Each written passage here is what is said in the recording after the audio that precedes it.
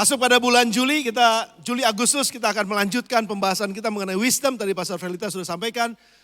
Mei Juni kita bicara mengenai pengetahuan dan pengertian. Bangsa kita nggak kurang orang yang berpengetahuan, orang pinter, nggak kurang. Bangsa kita juga nggak kurang orang yang banyak pengertiannya, nggak kurang. Tapi bangsa kita sangat membutuhkan orang yang berhikmat. Hanya karena orang itu tahu banyak dan mengerti banyak, belum tentu dia berhikmat. Dan ini akan kita bahas selama 2 bulan, bulan Juli dan juga bulan Agustus. Nah, saya mau mengajak kita semua bisa mengunyah ini bersama-sama, karena ini adalah kebutuhan kita bersama. Dalam posisi saya sebagai gembala sidang, sebagai pemimpin di GSCA, dan sekaligus sebagai kepala keluarga di rumah tangga, saya yakin Bapak Ibu juga ada banyak di sini yang memimpin perusahaan mungkin, ada juga yang memimpin sebuah organisasi, memimpin di rumah dan lain sebagainya. Kita sangat-sangat membutuhkan hikmat ini. Karena waktu saya memimpin atau saya berhadapan dengan begitu banyak masalah yang terjadi dalam organisasi maupun dalam gereja maupun di rumah, kita diperhadapkan oleh begitu banyak pilihan-pilihan yang kita harus putuskan gitu. Yang mana gitu. Nah, yang paling berat adalah ketika semua sisi yang sudah dilihat dan pada akhirnya dikembalikan kepada pemimpin untuk membuat sebuah keputusan. Dan itu yang menjadi beban yang luar biasa. Kalau saja keputusannya salah, ini mempengaruhi begitu banyak nasib orang.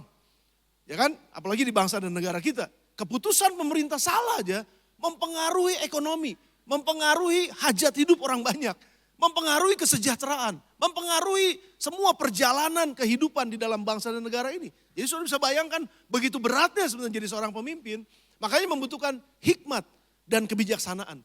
Jadi saudara, kita nggak cuma sekedar perlu pengetahuan, karena pengetahuan aja informasi buat kita untuk bisa membuat sebuah keputusan. Pengertian saja tidak cukup, karena pengertian juga membuat kita menjadi paham apa yang harus kita kerjakan.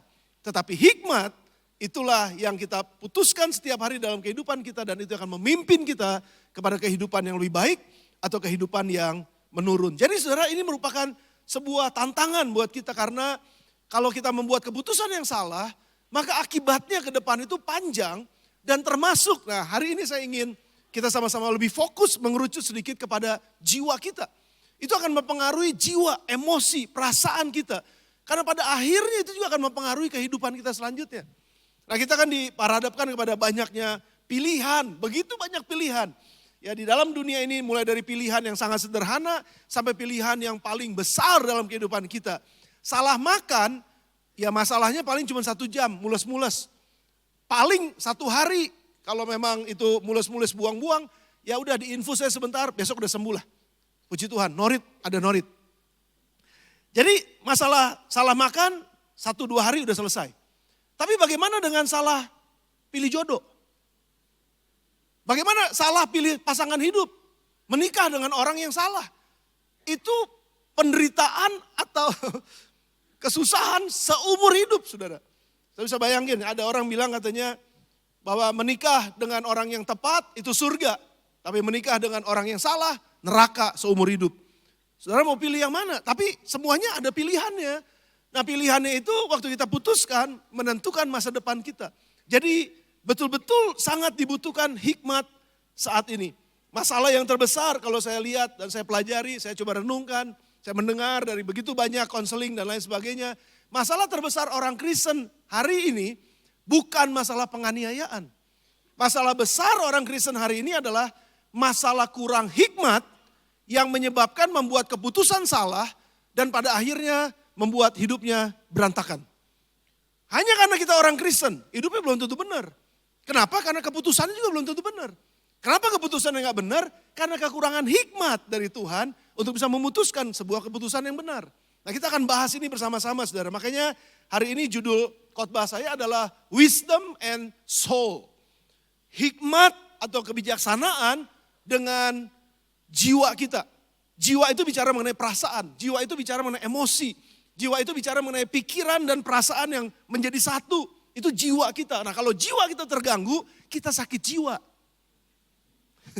Sakit jiwa itu urutan levelnya itu beda-beda. Ada level 1 apa level 4 gitu. Kalau mau level 1 ya masih bisa lah. Level 4 udah mulai tuh jaga-jaga. Begitu level 10 rumah sakit saudara. Dan kita ketemu ada begitu banyak orang yang jiwanya sakit. Kenapa? Karena masalah wisdom, masalah kebijaksanaan. Masalah hikmat ini saudara. Nah apa hubungannya? Saya mau kita lihat bersama-sama karena sekali lagi saudara, hikmat itu bukan sekedar untuk membuat sebuah keputusan karena ada masalah. Tapi hikmat itu adalah, coba ya, sudah bersama dengan saya? Sudah bersama dengan saya? Yang bersama dengan saya katakan amin. Oke. Karena hikmat itu bukan cuma sekedar kita membuat sebuah keputusan untuk menyelesaikan masalah. Tapi hikmat itu juga adalah sebuah kebijaksanaan untuk bisa melihat masalah sebelum masalah itu terjadi. Sudah bersama dengan saya? Jadi dibutuhkan hikmat untuk bisa melihat sesuatu yang disebut dengan antisipasi sebelum masalahnya terjadi. Tapi kalaupun masalah itu terjadi tetap dibutuhkan hikmat untuk menyelesaikannya. Tapi lebih baik mana saudara? Masalah terjadi dulu lalu diselesaikan, apa dijaga dulu sebelum masalah terjadi terus kita bisa aman. Nah makanya di sini saudara kita membutuhkan hikmat tersebut. Amsal 22 ayat yang ketiga katakan orang bijak melihat malapetaka lalu bersembunyi. Tapi orang yang tidak berpengalaman berjalan terus lalu kena celaka. Nah di sini dibilang orang bijak. Tapi Amsal nggak sebut kebalikan orang bijak, dia cuma sebut orang tak berpengalaman. Tapi sebetulnya kalau Yesus lebih tegas, orang bijak dan orang bodoh. Bukan orang tidak berpengalaman, tapi orang bodoh. Rupanya orang yang tidak berpengalaman itu disebut orang bodoh. Jadi ini masalah hikmat dan masalah kebodohan. Bukan masalah IQ besar tingginya, berapa IQ-nya. Tapi ini lebih kepada pemikiran atau lebih kepada sikap hati, lebih kepada bagaimana kita meresponi sesuatu saudara. Bagaimana kita menanggapi sesuatu, bagaimana kita mengantisipasi sesuatu. Jadi sekali lagi saudara, hikmat Tuhan, saudara boleh catat, hikmat Tuhan memberikan kita kemampuan untuk melihat yang belum terjadi, sehingga kita bisa membuat keputusan yang benar saat ini, agar kalau itu sampai terjadi, kita nggak susah. Ada persiapannya. Nah masa depan kita sekali lagi ditentukan oleh keputusan yang kita ambil hari ini. Dan apa yang Yesus ajarkan sekali lagi mengenai orang bijak yang bisa mengambil keputusan dengan baik dan dengan benar. Yesus memberikan sebuah perumpamaan. Dan kita tahu perumpamaannya. Ada orang bijak, ada orang bodoh. Tapi Yesus bilang begini. Orang yang mendengar firman Tuhan dan yang melakukannya, ya sudah ya, mendengar firman dan melakukannya, aku akan menyamakan orang itu seperti ini perumpamaannya. Dia seperti orang bijaksana, orang bijak yang mendirikan rumahnya di atas batu karang. Tetapi kalau ada orang yang mendengar firman, tahu firman, ngerti firman, ya punya pengetahuan, punya pengertian, tapi tidak melakukan firman, maka dia diperumpamakan sebagai orang yang bodoh. Jadi bukan karena IQ-nya rendah, bukan karena nggak naik kelas. Tapi karena tidak melakukan dan tidak mentaati apa yang dia tahu dan apa yang dia ngerti. Sehingga dia disebut bodoh. Dan orang yang bodoh adalah seperti orang yang mendirikan rumahnya di atas pasir. Sama-sama rumahnya berdiri, tapi tunggu kita bisa lihat kualitas hidupnya, kualitas kekuatannya pada saat ada masalah. Pada saat ada sesuatu yang di luar dugaan terjadi dalam kehidupan mereka. Dan itu yang sangat menentukan kualitasnya, akan sangat menentukan bagaimana dia bisa bertahan atau tidak. Jadi sekali lagi bukan masalah IQ, bukan masalah EQ, bukan masalah yang lain. Tapi masalah ngerti, mendengar, atau melakukan. Dan melakukan. Atau mengerti dan benar dan tidak melakukan. Cuma itu aja masalahnya. Jadi saudara, orang bijak adalah orang yang mendengar dan yang melakukan. Tapi orang bodoh adalah orang yang mendengar tapi tidak mau melakukan. Apalagi gak mau dengar. Blow on itu saudara. Saya gak tahu namanya apa karena Alkitab gak sebutin juga ya. Tapi memang ada istilah dilarang goblok. Dilarang bodoh, dilarang bebal gitu. Kenapa? Dengar makanya, dengar nasihatnya dan lakukan nasihatnya. Nah rupanya sekali lagi saudara, ini masalah dengar dan lakukan atau masalah dengar tidak lakukan. Sebenarnya kalau kita bicara mengenai manajemen dalam sebuah perusahaan, Andi Iskandar tuh jagoannya saudara. Saya bisa sebut pastor ya, karena sedikit lagi jadi pastor. Andi Iskandar itu dia mengajarkan mengenai eksekusi. Jadi dia bilang, pastor emang ada banyak, termasuk gereja. Udah bikin perencanaan, udah bikin semua planning, budget dan lain sebagainya. Tapi pada gilirannya harus dieksekusi, nggak dieksekusi. Entah masalahnya apa, terserah. Tapi memang pada kenyataannya ada banyak yang gagal mengeksekusi. Itu yang menyebabkan perusahaan itu nggak maju. Itu menyebabkan organisasi itu nggak berkembang. Karena punya perencanaan, tahu, mengerti. Sekali lagi, tahu dan mengerti. Mesti begini, mesti begitu. Tapi tidak dilakukan, tidak dieksekusi. Orang punya target. Tapi targetnya di atas kertas, cuman gak pernah dilakukan. Punya perencanaan, tapi gak pernah dikerjain. Kita harus begini, harus begini. Kita pasti maju. Tapi gilirannya ada kesusahan, kayaknya susah nih. Gak dilakukan lagi. Jadi akhirnya eksekusinya masalah. Dan ini sebenarnya masalah yang Yesus juga utarakan. Bahwa sebenarnya orang tuh terlalu banyak teorinya, terlalu banyak yang dia tahu, terlalu banyak yang dia dengar, terlalu banyak pelatihan yang ada, tapi gak pernah dieksekusi. Gak pernah dilakukan. Ini yang menyebabkan kemandekan dalam kehidupan seseorang. Yang menyebabkan dia gak bisa berkembang. Tekanan semakin kuat karena mandek. Saudara bayangkan kalau hidup saudara mandek, kesel atau enggak? Ngelihat teman-teman udah maju 100 langkah. Kita masih di tempat jalannya. Kok gak maju-maju? Keki, kesel. Sakit hati kadang-kadang. Depresi, jadi stres. Pada akhirnya jadi marah-marah gak pugu. Kenapa? Karena ngelihat orang lain berhasil, saya gak berhasil. Cuma semata-mata karena saya gak melakukan apa yang saya tahu. Saya kasih contoh ya saudara ya. Sebuah kebodohan itu menyebabkan hidup kita semakin ditarik ke bawah. Gak ada orang bodoh hidupnya naik terus. Orang bodoh hidupnya pasti turun. Gak mungkin naik. Dan itu gak terjadi dalam satu malam dia turun karena kebodohan. Enggak. Kebodohan menyebabkan orang semakin hari hidupnya semakin berkurang kualitasnya. Yang tadinya dia, makanya orang yang berdosa itu adalah dibilang orang yang kehilangan kemuliaan Allah. Sebenarnya dalam bahasa Inggrisnya dibilang orang yang sudah jatuh dari standarnya Tuhan. Karena dosa itu justru menyebabkan kita tuh turun standar kehidupan. Saya bisa bayangin sekarang, hanya satu saja. Mulai dari seorang yang tahu, mengerti bahwa dia harus bijaksana mengelola keuangan. Ya, mengelola keuangan ini masalah umum sekali nih saudara. Dan ini banyak sekali masalah terjadi. Tahu saya harus, saya dapat 100, persepuluhan dulu, lalu saya harus tabung. Ini udah tahu, teorinya udah tahu. Tapi pada kenyataannya, dia tetap selalu merasa kurang karena gak bisa kelola keuangan dengan baik. Akibatnya apa? Kekurangan. Nah waktu kekurangan, pinjol mulai masuk. Pinjol itu kan bahaya banget tuh saudara, hati-hati ya. Kalau ada di antara saudara hari ini yang usahanya adalah pinjol, saya berdoa dalam nama Tuhan Yesus, coba jangan lagi. Karena itu kayaknya memeras orang begitu banyak. Pinjol ini pada akhirnya membuat yang tadinya suami istri baik-baik saja. Tapi karena ada masalah keuangan, pinjol lalu mulai bertengkar satu dengan yang lain. Salahin satu dengan yang lain. Lalu selalu bilangnya gak cukup. Ini gak cukup, itu gak cukup. Jadi marah-marah terus gitu. Dan pada akhirnya keras-kerasan satu sama lain. Perlu uang lebih banyak untuk bayarin bunga dari pinjol.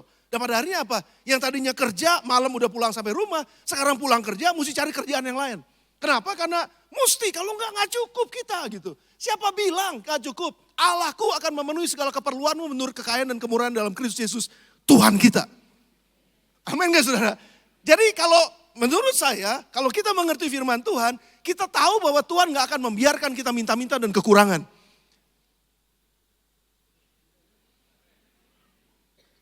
Saudara percaya gak nih sama ini? Saudara percaya ya? Tapi apa yang menjadi masalah? Gak bisa ngelola keuangan. Atau kemungkinannya gaya hidupnya lebih gede. Jadi membiayai gaya hidup, bukan membiayai kebutuhan hidup. Gayanya terlalu berat. Berat gaya. Dan pada akhirnya apa? Jadi harus kerja pagi, siang, malam. Yang ujungnya apa? Anak gak keperhatian, suami istri gak keperhatian. Karena memang ada kerjaan-kerjaan lain dan pada akhirnya semakin retak rumah tangga. Mulailah stres masuk, mulailah depresi masuk, mulailah hubungan suami istri jadi gak beres. Hubungan orang tua anak gak beres, kacau, prioritas jadi ngaco semuanya. Dan lain sebagainya. Sudah lihat ya, cuma dari satu aja, dia ngerti tapi dia gak lakukan. Maka itu terus turun ke bawah dan pada akhirnya rusak kehidupannya. Saudara hati-hati dengan ini. Hati-hati dengan ketidakpedulian untuk melakukan. Nah makanya kenapa saya mau ajak kita semua sekarang belajar bersama-sama mengenai hikmat bukan untuk menyelesaikan masalah. Tapi hikmat untuk menjaga kita masuk kepada sebuah masalah. Dan itu yang menyebabkan kehidupan kita jadi penuh dengan damai sejahtera. Yang pertama saudara, poin saya yang pertama, hikmat melihat apa yang tidak terlihat. Ini penting. Poin yang pertama, hikmat melihat apa yang tidak terlihat. Kalau tadi kita baca dalam Amsal 22, dibilang bahwa orang yang bijak itu melihat malapetaka lalu dia bersembunyi. Artinya apa? Dia bisa melihat yang belum terjadi, memang belum terjadi di depan. Tapi dia udah tahu bahwa kalau ini terus seperti ini, ke depannya akan jadi seperti apa. Nah itu hikmat saudara. Punya pengetahuan iya, punya pengertian iya, tapi kalau nggak punya hikmatnya yang dari Tuhan, maka pengetahuan dan pengertian itu jadi sia-sia. Makanya hikmat melihat apa yang tidak terlihat. Sudah perhatikan baik-baik, Tuhan Yesus pernah mengajarkan perumpamaan yang lain mengenai orang bijak. Ada 10 gadis yang keluar dengan lenteranya, penuh dengan minyak lenteranya, lentera yang menyala, lalu keluar untuk menyambut mempelai pria. 10 gadis katanya. Tapi 10 gadis ini jadi tadi awalnya sama, kelihatannya sama. Tapi yang membedakan mereka pada akhirnya Yesus bilang ada yang 5 bodoh, ada yang 5 bijaksana. Apa yang membedakan mereka? Apa yang membuat mereka jadi bodoh sama bijaksana? Apa yang kelihatan? Matius 25 ayat yang ketiga dan ayat yang keempat. Gadis-gadis yang bodoh itu membawa pelitanya. Gadis yang bodoh bawa pelita. Loh, gadis yang bijaksana juga membawa pelitanya. Sama-sama bawa pelita. Tapi apa yang membedakan? Tetapi yang bodoh itu tidak membawa minyak. Dengan kata lain gak punya cadangan minyak. Tapi sementara orang yang bijaksana, perempuan gadis yang bijaksana, itu membawa pelita tapi juga membawa minyak dalam buli-buli mereka. Dan itu terpisah. Itu yang disebut dengan cadangan. Nah kalau dilihat dan diperhatikan saudara, mungkin perempuan, anak-anak gadis yang bodoh ini mungkin bilang, lu repot-repot, berat-berat bawain gitu, ngapain? Ntar gak kepake lu, waduh belecetan tuh minyaknya gitu, sayang ngapain gitu. Saudara perhatikan baik-baik ya. Awalnya yang bijaksana kelihatan bodoh karena kepo. Karena kayaknya sibuk, karena kayaknya persiapannya lebih banyak gitu. Kelihatannya kayaknya bodoh. Tapi lihat saudara, siapa yang ujungnya kelihatan bodoh? Justru yang gak ada persiapan. Saudara bersama dengan saya? Tapi yang bijaksana ini bisa melihat ada satu peluang bahwa kemungkinan aja pengantinnya terlambat. Kemungkinan aja. Wong Bogor sekarang lagi macet-macetnya. Jadi bisa terlambat pengantin. Makanya kita mesti punya cadangan. Nah ini yang saya mau bilang saudara. Gadis bijak memiliki cadangan minyak untuk keadaan yang gak terlihat dan belum terlihat. Itu yang namanya antisipasi. Jadi rupanya orang bijak itu bisa mengantisipasi segala sesuatu. Bukannya masa bodoh. Ada yang bilang katanya kumaha engke.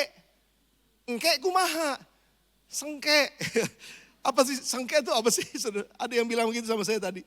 Ya, kumaha engke katanya. Tapi enggak, justru diantisipasi. Jangan gimana nanti. Nantinya gimana kalau kita enggak antisipasi. Nah saya mau masuk pada ceritanya Yusuf saudara. Cerita Yusuf ini memperlihatkan kepada kita hikmat yang lebih jelas untuk poin ini. Yusuf bisa mengantisipasi, melihat masa kelaparan yang belum terlihat. Saudara bisa bayangkan ya, bahkan belum ada masa kelimpahan, Yusuf sudah bisa membaca mimpi Firaun bahwa 7 tahun sejak 7 tahun ke depan ini akan ada 7 tahun yang kedua masa kelaparan. Tapi ada masa kelimpahannya. Nah disinilah hebatnya hikmat yang Tuhan ajarkan buat kita melalui Yusuf. Bahwa ketika Yusuf bilang selama 7 tahun masa kelimpahan. 7 tahun masa kelimpahan, sudah bisa bayangin ya. Semua yang tumbuh, mau buah anggur, mau buah mangga, mau buah duren, apa aja pokoknya semua yang tumbuh di Mesir, 20%-nya nggak boleh dimakan. 20%-nya mesti masuk ke gudang. 20%-nya mesti disimpan. 20%-nya mesti jadi cadangan untuk 7 tahun yang berikutnya. Saudara saya ngebayanginnya begini loh. Sampai Yusuf tuh harus membangun di setiap kota sehingga setiap kota di Mesir, kalau sudah bisa bayangkan ada berapa puluh kota di Mesir, berapa puluh gudang besar yang dibangun hanya untuk menampung masa kelimpahan 7 tahun selama dengan besar 20%. Seperlimanya 20%. Jadi begitu penuhnya sampai orang bilang katanya nggak bisa lagi ngitung hasil panennya, nggak bisa lagi ngitung. Dan itu kelimpahan yang sangat luar biasa. Mesir menjadi negara yang sangat kaya raya, bukan karena banyak hasilnya tetapi simpanannya cukup. 7 tahun yang kedua masa kelaparan, mereka udah punya persediaan. Apa maksudnya saudara? Hidup kita ini mesti punya cadangan. Ada banyak orang yang kalau dapat gaji habis begitu aja. Makanya kalau dibilang, oh Pak nggak mau, sorry ya saya bahas ini sedikit. Bukannya berarti saya lagi minta-minta sama saudara, bukan itu. Tapi ini pengajaran Alkitabiah. Dahulukan Tuhan, itu prinsip dari perpuluhan. Jadi bukan masalah 10, 20, 30, bukan itu intinya. Tapi saya harus mendahulukan Tuhan, itu aja. Dari sisi keuangan, apa yang bisa kita lakukan? Perpuluhan. Terserah mau perpuluhan dilakukan di perjanjian lama, di perjanjian baru, it doesn't matter. Tapi ini adalah prinsip 1/10 pertama-tama untuk Tuhan. Nah kalau kita biasakan untuk itu saudara, maka kita juga mesti biasakan bahwa selain 10% harus ada tabungan yang kita simpan, harus ada investasi lain yang kita juga lakukan, sehingga jangan 100 dapat, 100 habis. Makanya ada banyak orang yang merasa, mana mungkin Pak bisa kasih perpuluhan, uang kami aja kurang. Ya kenapa kurang? Karena gak duluin yang Tuhan. Kalau duluin yang Tuhan, hidup kita cukup dari apa yang sisanya. Jadi Tuhan yang nomor 1, jangan Tuhan sisanya. Kalau Tuhan sisanya, Tuhan gak akan pernah dapat yang terbaik.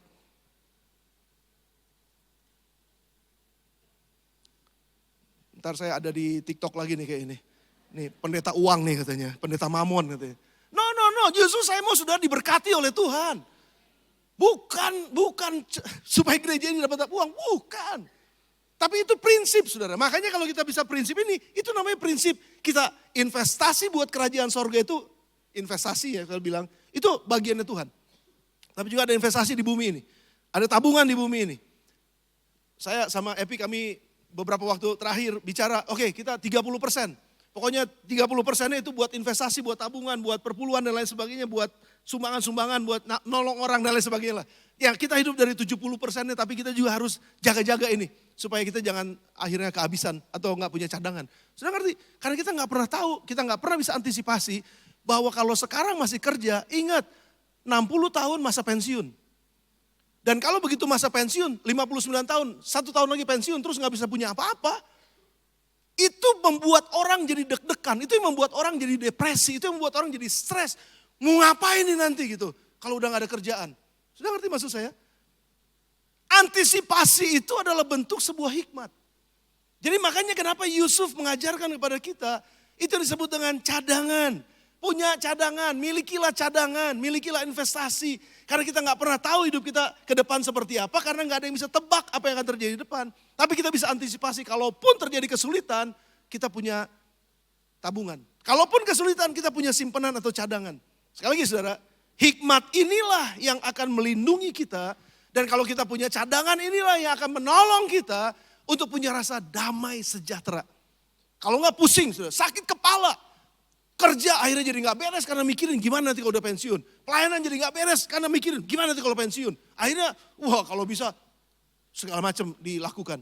Sudah ngerti maksudnya ya? Tapi saya mau garis bawah ini saudara. Bukan karena uang yang kita punya sebagai tabungan itu yang membuat kita aman. Jangan bergantung kepada uang sebagai keamanan. Tapi justru yang membuat kita aman adalah ketika kita punya hikmat Tuhan untuk bisa mengelola keuangan sehingga kita bisa punya tabungan. Hikmat inilah yang membuat kita aman. Masalahnya bisa berbeda, masalahnya kejadiannya, kondisinya bisa berbeda-beda. Tapi hikmatnya tetap sama. Kalau kita punya hikmat Tuhan, disitulah rasa aman kita. Jadi bukan karena uangnya. Kalau uang bisa devaluasi, uang bisa dicuri orang. Makanya jangan kumpulin aset kita di bumi. Karena bisa dicuri, ngengat dan karat bisa ngambil. Tapi intinya adalah hikmatnya itu yang gak akan pernah habis. Kalau kita punya hikmat Tuhan, kita gak akan pernah kekurangan. Dalam nama Tuhan Yesus. Yang bersama dengan saya katakan amin saudara. Oh haleluya. Saya tuliskan quote ini buat kita bagian poin pertama. Banyak orang mengalami tekanan jiwa dan beban berat dalam kehidupan.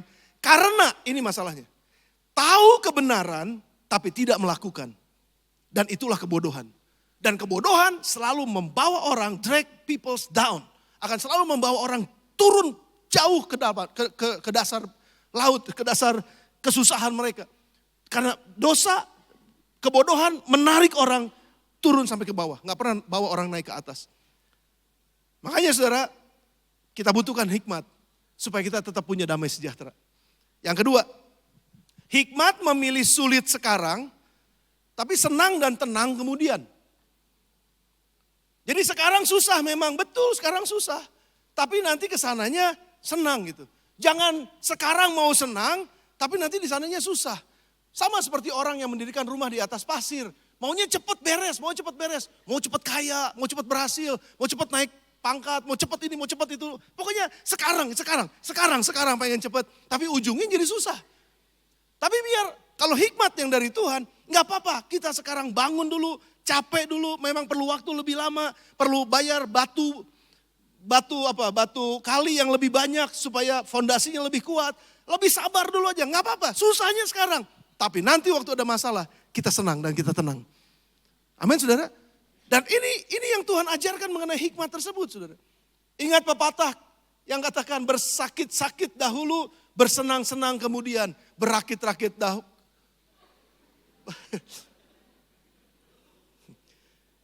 Terbalik ya saudara ya. Berakit-rakit ke hulu, tenggelam kemudian. Bersakit-sakit dahulu, berenang, bersenang-senang kemudian. Sedia payung sebelum hujan. Ya itu kan saudara. Jadi sakit dulu memang sakit. Sekarang ini aduh gak nyaman, gak enak. Memang benar-benar gak enak. Tapi nanti kita akan tuai sesuatu yang luar biasa. Kalau kita bisa susah sekarang. Ini sama saudara, jangan menunda tanggung jawab berat. Yang kita harus pikul hari ini hanya karena susah lalu kita bilang nanti aja. Nanti aja. Saudara, masalah yang besar hari ini kalau gak diselesaikan hari ini, besok semakin besar. Lebih baik selesaikan susah sekarang, tapi besok-besok kita udah tenang. Beresin PR sekarang, masih bulan depan bos. Gak apa-apa sekarang beresin, nanti bulan depan hang-hang. Jalan-jalan, main bola, senang-senang. Sementara yang lain kerja keras. Satu malam saya udah beres semuanya. Sudah ngerti maksudnya? Nah berkenaan dengan bulan anak, saya juga mau ini buat para orang tua nih, buat kita semua nih. Pelajaran penting karena Amsal 22 ayat yang ke-6 bilang, didiklah orang muda menurut jalan yang patut baginya. Maka pada masa tuanya pun ia tidak akan menyimpang daripada jalan itu. Didik anak-anak itu sejak masa kecil. Orang bilang katanya mumpung semennya masih basah, masih gampang dibentuk. Ayo bentuk dia sekarang. Jangan nanti nunggu kalau udah gede, udah keras. Mesti dibor, mesti dipalu, mesti dihajar habis-habisan. Baru nanti dia bisa retak, itu pun gak bisa dibentuk baru lagi. Dan itu susah banget. Makanya kenapa Amsal ini punya hikmat yang luar biasa. Karena ini mengajarkan buat kita para orang tua. Ayo sekarang susahnya. Enggak apa-apa. Itu anak mau berontak, mau marah, masih kecil. Masih bisa kita ajar, masih bisa didik. Jangan, saya kapan terakhir ketemu sama satu orang tua. Bilang, aduh pastor ini repot banget nih anak. Saya mesti kasih makannya lari-lari kemana-mana. Gitu. Makan. Terus anaknya ngeladekin orang tuanya. Saya bilang, loh tarik dia, dudukin dia. Kalau perlu tuh pakai chair yang ngunci gitu tuh. Ya kasih makan gitu. Gini loh, kalau kita udah takut sama anak sejak kecil. Itu anak akan nakutin kita waktu dia gede. Ngerti maksud saya saudara? Kenapa kita jadi takut sama anak sendiri gitu? Wong kita orang tuanya. Didik mereka. Jangan biarkan mereka. Kalau kita gagal didik anak-anak kita sejak kecil untuk cinta Tuhan, takut Tuhan, hidup dengan nilai-nilai yang benar. Maka besok-besok mereka akan dididiknya oleh masyarakat. Di lembaga pemasyarakatan. Sudah ngerti maksud saya? Jangan sampai polisi yang didik mereka. Jangan sampai rehab yang didik mereka. Orang tua di rumah yang harus didik mereka. Dan jangan nyerah saudara, don't give up. Makanya kenapa setiap hari kita ajak mereka berdoa. Walaupun mereka gak mau berdoa, udah tarik, udah pegangin mereka. Karena memang kalau enggak, kita gak bisa didik mereka. Sehingga nanti pada masa tuanya mereka jadi nyusahin kita. Ada begitu banyak orang tua pahit, ada begitu banyak orang tua sakit hati kepada anak-anaknya. Kenapa? Karena udah gak bisa dinasehatin. Karena udah gede. Karena udah kepalang lewat waktunya saudara. Nah mumpung ini kalaupun sudah ada yang seperti itu saudara ya. Saya percaya ada kasih karunia buat dia. Tetap ada kasih karunia dari Tuhan. Dan itu adalah hal yang menurut saya perlu kita perhatikan. Mumpung nih kalau dewasa muda ya anak-anak yang masih punya balita atau batita atau itu ajar mereka sejak masih kecil. Didik mereka dengan cara yang benar. Di dalam takut akan Tuhan. Karena begini, saya tetap percaya, saya tuliskan Waktu saya renungkan ini, saudara, saya juga tuliskan ini, saya dapatkan ini. Mujizat dan kasih karunia dapat memulihkan kerusakan. Saya percaya, masih ada karunia dan mujizat Tuhan untuk sebuah kerusakan. Entah itu rusak hubungan, rusak anak, apapun itu. Rusak keuangan mungkin, masih ada mujizat dan kasih karunia untuk memulihkan. Tetapi sekali lagi, hikmat mencegah terjadinya banyak kerusakan. Kita nggak perlu disusahkan oleh masalah yang seharusnya kita bisa hindari. Karena hikmat. Jadi sekali lagi saudara, kalau nggak ada hikmat seperti ini, maka kita sendiri susah jadinya hidupnya. Yang ketiga, poin yang terakhir sebelum saya tutup dengan poin yang terakhir. Hikmat, mendengar, dan taat. Hikmat, mendengar, dan taat. Hikmat itu mendengar, dan hikmat itu juga taat. Matius 7 ayat 21, bukan setiap orang yang berseru kepadaku, Tuhan, Tuhan akan masuk ke dalam kerajaan sorga. Melainkan dia yang melakukan kehendak Bapakku yang di sorga. Ayat ini muncul sebelum Yesus katakan mengenai orang bijak dan orang bodoh yang membangun rumah mereka. Ayat ini duluan. Lalu Tuhan Yesus bilang dengan sangat tegas bahwa ada banyak orang yang melayani. Ada banyak orang yang ke gereja. Ada banyak orang yang melakukan mujizat. Ada banyak orang yang bernubuat demi namaku. Katanya. Ada banyak orang bahkan mengusir setan. Begitu dia datang setan lari. Karena dia lebih jahat dari setan. Kemungkinannya betul. Saya juga gak tahu ya. Tapi setan lari. Karena apa? Karena ada karunia yang luar biasa, yang hebat di dalam dirinya. Tapi ketika, saudara bayangkan. Ketika menghadap Tuhan, ketika ketemu sama Tuhan. Lalu Tuhan bilang, siapa kamu? Gitu. Aku gak pernah kenal kamu. Enyah kamu dari hadapanku. Saudara, ditolak sama orang di bumi aja udah pahit. Apalagi ditolak sama Tuhan di sorga. Oh my goodness. Saudara, saya tipe orang yang gak suka ditolak. Saya yakin kalau saudara mau jujur, saudara juga sama. Salut sama salesman. Yang ratusan kali ditolak masih maju aja terus gitu. Saudara hebat, luar biasa. Tapi tetap aja ada perasaan, aduh gue ditolak gitu, benar gak? Anak muda, I love you. Sorry ya, gue udah punya yang lain. Oh ditolak, waduh sakit. Saudara ngerti maksud saya? Saudara sekarang bayangkan kalau kita gak punya hikmat yang dari Tuhan untuk hidup mentaati, mendengar dan mentaati firman, melakukan firman. Sangat besar kemungkinan kita akan mengalami kepahitan, sakit hati, luka, kebatinan ini luar biasa. Sakit perihnya luar biasa karena ditolak sama Tuhan. Bukan cuma ditolak sama calon pacar. Bukan cuma ditolak sama orang yang mau beli barang kita. Tapi ditolak sama Tuhan dan pada akhirnya gak bisa masuk dalam kerajaan sorga. Apa jadinya saudara? Itu jiwanya tuh hancurnya luar biasa. Untuk menghindari itu makanya kenapa kita harus punya hikmat ini. Bukan cuma sekedar mendengar tapi melakukan. Bukan cuma sekedar tahu teorinya tapi lakukan gitu. It is one thing to know the theory but it's another thing to work the theory. Nah sekarang saudara bagaimana kita memperoleh hikmat itu? Saya mau tutup dengan bagian ini. Amsal 9 ayat yang ke-10 bilang, permulaan hikmat adalah takut akan Tuhan. Dan mengenal yang maha kudus adalah pengertian. Fokus kepada permulaan hikmat adalah takut akan Tuhan. Jadi sebenarnya sumber hikmatnya itu adalah Tuhan. Jadi kalau kita mau dapat hikmat, kita mesti belajar takut akan Tuhan. Artinya kita hidup berdampingan dengan Tuhan dan hidup mentaati Tuhan. Setia sama Tuhan, hidup dekat dengan Tuhan. Mendengar dan melakukan apa yang dia mau. Itu keselarasan kita dengan Tuhan. Jadi makanya kenapa hikmat Tuhan bisa menetes kepada kita. Karena kita dekat sama Tuhan dan kena sama cipratan hikmatnya itu. Kalau kita jauh dari Tuhan gak mungkin bisa dapatkan hikmatnya Tuhan. Kita bisa belajar. Karena informasi begitu banyak dalam dunia sekarang ini. Flooded by information. Tetapi kita juga bisa mengerti yang disebut dengan pengertian. Karena ada begitu banyak guru-guru yang bisa ngajar segala macam. Tetapi untuk bisa melakukannya, kita butuh mentor yang berjalan bersama dengan kita. Yaitu siapa? Tuhan sendiri yang bersama dengan kita. Dia yang akan menolong kita untuk dapatkan hikmatnya. Hikmat yang daripadanya. Tularan dari hikmatnya waktu kita mendekat kepada dia. Itu adalah awal dari sebuah hikmat. Makanya kenapa Matius 11 ayat 28 sampai dengan 29 marilah kepadaku kamu semua yang letih lesu dan berbeban berat. Kamu punya masalah ini nih, jiwamu lagi gak tenang nih. Kamu memang lagi menghadapi pergumulan ini. Aku tahu kamu memang sedang berbeban berat. Aku tahu kamu lagi capek kayaknya ngadepin masalah ini. Jangan lari daripadaku. Jangan jauh daripadaku. Justru semakin kamu lelah, semakin mendekatlah kepadaku. Semakin kamu putus asa, semakin dekatlah kepadaku. Semakin kamu kecewa, semakin jiwamu sepertinya lelah. Jangan pergi daripadaku, mendekatlah kepadaku. Mari datang kepadaku katanya. Kenapa? Karena aku akan memberi kelegaan kepadamu.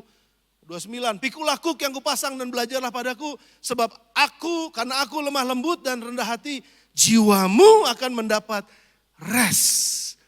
Ketenangan. Haleluya. Ada dua hal yang Tuhan Yesus ajarkan buat kita. Bahwa Yesus adalah sumber hikmat dan dia undang kita untuk bisa belajar daripada dia. Pikul kuk yang pertama dan yang kedua adalah belajar. Saya kasih tahu ini dulu buat saudara. Kenapa kita berbeban berat? Karena kita gak punya kekuatan yang cukup untuk menanggung beban tersebut. Setuju? Yang ngantuk katakan amin, saudara. Terima kasih. Ya, ini lagi panas-panasnya kan udah di puncak nih saudara. Ini di puncak nih. Kenapa kita berbeban berat? Karena kita nggak cukup kekuatan untuk menanggung beban tersebut, betul? Nah sekarang apa jadinya kalau Tuhan kasih kita kekuatan lebih untuk bisa menanggung beban? Nggak jadi beban berat lagi kan? Saudara ngerti maksud saya? Kenapa kita sesak, mengalami kesesakan, kesempitan, kesesakan gitu, kenapa? Rachel selalu bilang sama saya, kalau dia ada di kereta itu dia tinggal berdiri aja begini, udah nggak usah bergerak kemana-mana, nggak akan jatuh. Kenapa? Karena nempel semua badannya gitu. Nggak akan jatuh gitu. Itu sesek tuh saudara. Nah kalau saja Tuhan kasih kita hikmat untuk bisa menyisihkan hal-hal yang membuat kita sesak, artinya kan kita bisa dapat kelegaan. Berarti kan kita mesti belajar. Dan kita mesti datang sama dia, pikul kuk yang dia berikan. Supaya kita semakin terlatih jadi kuat. Dia nggak kasih kita kekuatan, dia kasih kita kuk. Supaya kita terlatih. Dia nggak kasih kita lain-lain, dia cuma suruh kita belajar daripadanya. Nah kuk ini, seperti ini gambarnya saudara. Kalau bisa dilihat kuknya, kuk ini kan, oke ya saudara tahu lah kuk ya, itu bisa buat kerbau. Ada 2 kerbau yang dipasangkan di lehernya mereka, kuk itu. Dan mereka bisa berjalan bersama-sama. Nah Tuhan Yesus bilang datanglah kepadaku. Tapi Tuhan Yesus kan udah gak ada bersama dengan kita. Tapi dia kirimkan penolong yang lain namanya Roh Kudus. Yang disebut Parakletos. Di samping Kletos dipanggil atau dia bisa memanggil, dia bisa bicara kepada kita, dia bisa ngajar kita, dia bisa mengingatkan kita, dia bisa memberitahukan kita akan hal-hal yang akan datang.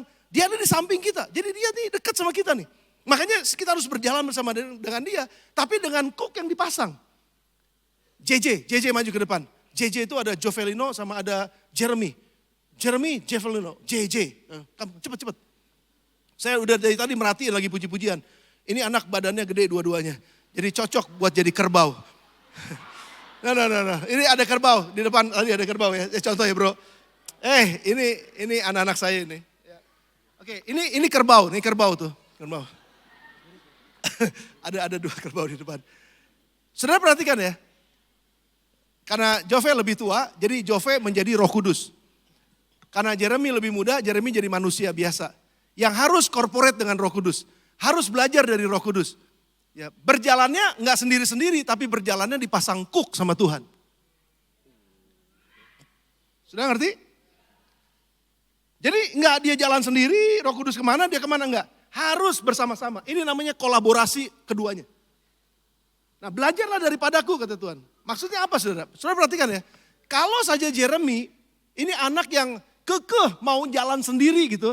Tapi karena udah ada kuknya, waktu dia mau coba jalan sendiri apa yang terjadi? Kamu coba jalan deh. Kamu diam aja, kamu diam aja. Roh Kudus diam aja, karena Roh Kudus lagi gak mau jalan. Roh Kudus masih mau nyantai. Tapi ini anak justru mau ngotot, mau jalan sendirian. Apa yang terjadi kalau kamu jalan sendiri? Ada kuk loh, dan Roh Kudus lebih kuat. Jadi karena kuk ini nahan dia, justru waktu dia coba untuk jalan sendiri, dia sakit sendiri. Dia terluka sendiri. Makanya dia harus ngikutin ritmenya Roh Kudus. Dan sekarang kalau Roh Kudus mau jalan, terus dia mau nyantai Roh Kudus jalan. Karena Roh Kudus kuat, jalan. Dia nggak Dia nggak mau jalan, tapi Roh Kudus sudah jalan. Mau nggak mau dia ketarik. Itu yang namanya stretching. Sudah ngerti maksud saya? Jadi makanya kita mesti jalan sama Roh Kudus. Kita bekerja bersama dan kita belajar bersama. Dan Roh Kudus akan menjadi kletos buat kita yang manggilin. J, ke kiri, J, jangan ke situ, J, jangan begini. J, dia diajarin terus. Dan disitulah kita akan belajar, bertumbuh dan berkembang selaras dengan Roh Kudus. Selaras dengan apa yang Tuhan mau. Amin saudara. Thank you. Tepuk tangannya buat Jove sama buat Jeremy. Ini yang Tuhan maksudkan bahwa berjalan bersama dengan aku gitu. Mari datang kepadaku. Makanya kalau kita sedang dalam tekanan yang begitu berat terus kita sendirian. Gak ada yang nolong kita. Gak ada yang narik kita. Gak ada yang stretching kita. Makanya tetap Tuhan bilang pikulah kuk yang kupasang. Tapi kuk yang kupasang, ayat terakhir sekali 11 ayat yang ke-30. Sebab kuk yang kupasang itu enak dan bebanku pun ringan. Kenapa enak dan kenapa ringan? Karena kuk dan beban yang harus kita pikul itu adalah memang dari Tuhan sendiri yang disebut dengan salib yang harus kita pikul. Iya kita harus pikul salib. Tapi salib itu justru akan membuat kita semakin disiplin. Salib itu membuat kita semakin tahu diri. Salib itu membuat kita semakin taat. Salib itu membuat kita semakin menjauhi kehidupan-kehidupan yang justru membuat kita jadi susah. Justru salib itulah yang membuat kita jadi ringan. Enak lagi, merdeka lagi hidupnya. Gak terikat dengan apapun juga. Makanya enak. Beda kalau cooknya adalah cook sendiri. Saya diberkati dengan satu cerita saudara. Ada 2 orang naik gunung. Yang satu dua-duanya bawa ransel. Yang satu ransel isinya semua keperluan makanan, keperluan tenda dan sebagainya buat kalau ada di gunung nanti. Semua pokoknya all about kalau hidup di gunung seperti apa gitu. Sedangkan yang satunya bawa yang gak pugu-pugu. Bukan kebutuhan buat di mana di gunung. Tapi dia bawa batu ini, bawa batu itu. Berat sih berat, dua-duanya berat memang. Tapi ada yang gak perlu dibawa.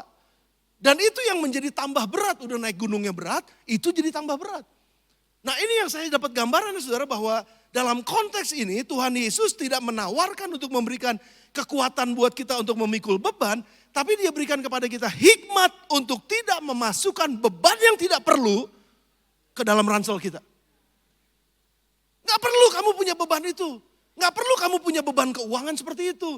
Gak perlu kamu punya beban dalam keluarga seperti itu. Kenapa? Karena kamu kurang hikmat, makanya kamu jadi masalah seperti itu. Makanya milikilah hikmat. Supaya beban yang gak perlu itu gak usah masuk ke dalam ranselmu selama perjalanan. Karena itu akan membuat engkau tambah berat. Pemusik boleh maju ke depan. Pemuji, kita akan datang sama Tuhan dan kita akan berdoa bersama. Saya yakin pada pagi hari ini akan ada kelepasan dari Tuhan di tengah-tengah kita. Ada damai sejahtera yang fresh dari Tuhan di tengah-tengah kita. Namun ada satu quote terakhir yang saya mau buat, yang mau saya serahkan, lemparkan buat saudara pada pagi ini. Berkenaan dengan hikmat. Hikmat bukan sekedar membuat kita sukses. Hikmat membuat hidup kita lebih tenang dan ringan. Karena hikmat itu menghindarkan kita dari membuat keputusan-keputusan salah yang akhirnya akan membebani kita. Kita butuh hikmat dari Tuhan. Kita butuh kelepasan dari Tuhan. Kita butuh jalan keluar tentu saja dari Tuhan. Tapi yang butuh lebih lagi adalah hikmat untuk bisa mengantisipasi setiap pergumulan, masalah yang gak perlu kita hadapi. Dan kita bisa bersihkan itu dari jalan kita. Sehingga kita akan semakin lebih ringan, enak, dan kita bisa rasakan ketenangan. Damai sejahtera di soul kita, di jiwa kita. And that is wisdom from God. Tundukkan kepala saudara sebentar. Mari datang kepada Tuhan. Kita mau minta sama Tuhan pagi ini biar dia melingkupi kita dengan hadiratnya. Melingkupi kita dengan kebaikannya. Dan terlebih lagi melingkupi kita dengan hikmatnya. Kita mau supaya setelah mendengar firman ini kita gak cuma sekedar dengar, tahu, mengerti. Tapi kita akan menjadi lebih bijak. Kenapa? Karena kita mendengar dan kita melakukan. Mari mengucap syukur kepada Tuhan pada siang ini. Bapa, kami berterima kasih buat firman-Mu. Firman yang meneguhkan, firman yang menguatkan, firman yang memberi kami kemenangan dan ketenangan. Terima kasih buat karunia hikmat yang Tuhan berikan. Dan firman-Mu sendiri katakan barang siapa yang kekurangan hikmat, hendaklah ia memintakannya kepada Tuhan. Sumber segala hikmat Dan maka Tuhan akan memberikan hikmat itu dengan tidak mengungkit-ungkit di dalam nama Tuhan Yesus. Bapa, kami minta bagi siapapun orang tua saat ini sedang membutuhkan hikmat untuk mendidik anak mereka. Siapapun kami, profesi apapun Tuhan sedang membutuhkan hikmat untuk mengelola keuangan kami. Siapapun kami semua yang membutuhkan hikmat untuk mengelola kesehatan kami, mengelola keluarga kami, mengelola perusahaan kami, mengelola organisasi di mana kami dipercayakan. Kami butuh hikmat Tuhan dan kami minta saat ini ya Tuhan. Dalam nama Tuhan Yesus, hikmat-Mu turun. Dan sementara kami mencari hikmat, kami berjalan sesuai dengan firman Tuhan. Dan firman menjadi pelita bagi kaki kami dan terang bagi jalan kami. Kami melatih pikiran kami, semua yang benar, semua yang mulia, semua yang adil, semua yang suci, semua yang manis, semua yang sedap didengar, semua yang disebut kebajikan, dan yang patut dipuji. Itulah yang akan kami pikirkan. Dan pikiran-pikiran Kristus inilah yang akan memenangkan kami, menguatkan kami, dan memberikan jalan keluar buat kami. Karena hikmat Tuhan memenuhi kehidupan kami. Dalam nama Tuhan Yesus, mari saudara angkat tangan di hadapan Tuhan. Dan saat ini kami berdoa ya Tuhan, setiap tangan yang terangkat diberkati oleh Tuhan dengan karunia hikmat yang baru, segar, fresh. Dalam nama Tuhan Yesus, kami pulang di tempat ini diberkati Tuhan dengan iman dan juga sekaligus dengan hikmat yang fresh, yang menyegarkan di dalam nama Tuhan Yesus Kristus. Kami berdoa, kami terima dengan iman, hikmat yang daripada Tuhan, percaya dalam nama Yesus bahwa kami akan menang dalam setiap kehidupan kami. Dalam nama Tuhan Yesus Kristus. Amin. Tuhan, amin.